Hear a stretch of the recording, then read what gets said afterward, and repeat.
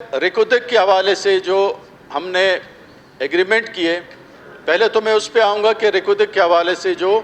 اس government نے کام کیا، میں سمجھتا ہوں کہ وزیر اعلیٰ بلوچستان میر قدوس صاحب اور اس کی ٹیم اس بات پہ مبارکباد کے مستحق ہے کہ جو اسی ایوان میں اور اس 5 سالہ انتخاب کے نتیجے میں پہلے گورنمنٹ بنی بلوچستان میں اور جب دوسری گورنمنٹ بنی قدوس صاحب کی، اب میں ریکودک کے حوالے سے اگر یہ اس گورنمنٹ نے، میں سمجھتا ہوں اپنے مختصر سا مدت ہے ہمارے پاس، لیکن اس مختصر سے مدت میں اگر میں صرف ایک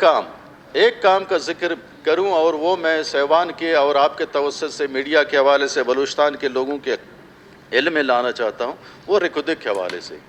میں سمجھتا ہوں یہ بہت بڑی اچیومنٹ ہے۔ پچھلی حکومت نے ریکودک کے حوالے سے جو شیئر تھے بلوچستان کے، وہ جناب 10% تھے، رائلٹی 5% تھا، اور ٹیکسز بھی جو صوبائی ٹیکسز نافذ العمل ہیں وہ بھی شاید معطل کر دیے جاتے اس پروجیکٹ کے حوالے سے۔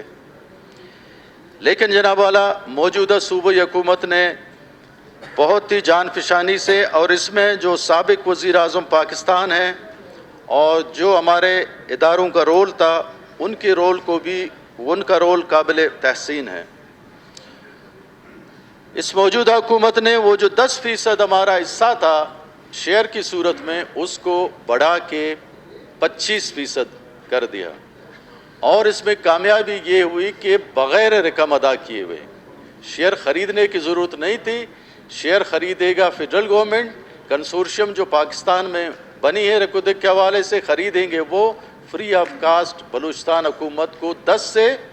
25% شیئر ملیں گے،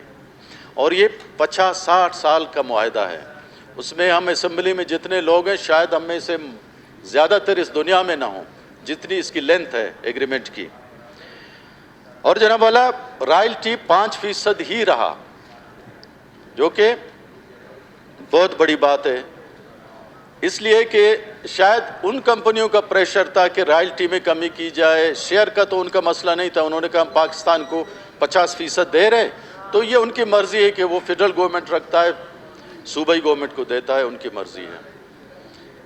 اس کے علاوہ جناب والا جو تیسری بات ہوئی وہ یہ کہ فیڈرل گورنمنٹ نے تو ان کمپنیوں کو اپنے سارے ٹیکسز معاف کر دیے، لیکن صوبائی حکومت کے ٹیکسز بدستور رہیں گے انشاءاللہ، اور اس سے صوبائی گورنمنٹ کو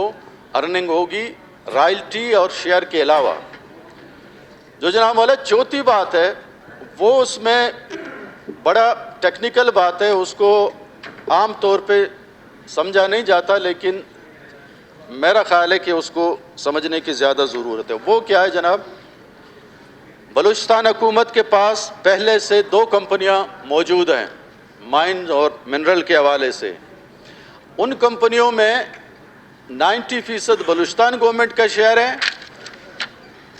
10% مرکزی حکومت کا شیئر ہے۔ پچھلی صوبائی گورنمنٹ نے جو ایگریمنٹ کیا تھا یا جو ایگریمنٹ فائنل ہونے جا رہا تھا، اس میں بلوچستان کا شیئر ان کمپنیوں کے حوالے سے ہوتا، وہ کمپنی اس کنسورشیم میں شیئر ہولڈر ہوتے، یہ جو 25% ہے اس کے حوالے سے ان کمپنیوں کو رقم ملتا۔ اب اس میں کیا ہوتا، چونکہ وہ کمپنیاں ہیں، کمپنیوں کی آمدن قابل ٹیکس ہے، ان پہ ٹیکس لگتا ہے، 10% فیڈرل گورنمنٹ کو جاتا، اور اس کے علاوہ ٹیکسز بھی کمپنی دے کے پھر اس کے بعد جو حاصل ہونے والا رقم تھا اس میں 10% بلوچستان کو ملتا۔ لیکن اب نئے ایگریمنٹ میں کیا ہے جناب والا کہ جو حصہ ان کمپنیوں کے نام جا رہا تھا، اب وہ حصہ کمپنیوں کے نام نہیں جائے گا، وہ حصہ حکومت بلوچستان کے حوالے سے جانا جائے گا، مطلب وہ جو ارننگ ہوگی وہ حکومت بلوچستان کو ہوگی، لہٰذا گورنمنٹ کے جتنے ریونیو ہیں وہ قابل ٹیکس نہیں ہیں، ان پہ ٹیکس ایگزمپٹ ہے، وہ تو گورنمنٹ خود ریونیو لیتا ہے، مطلب وہ ٹیکس سے بھی مبرہ ہوں گے۔ تو دیکھا جائے تو یہ 4 بہت اہم پوائنٹ ہیں، اور میں वज़ीर आला साहब को, उनकी काबीना को और इस ऐवान में तमाम बैठे हुए दोस्तों को कि उन्होंने एक तारीख़ी मुआहदा किया, और ये हर फोरम पे हम इस बात को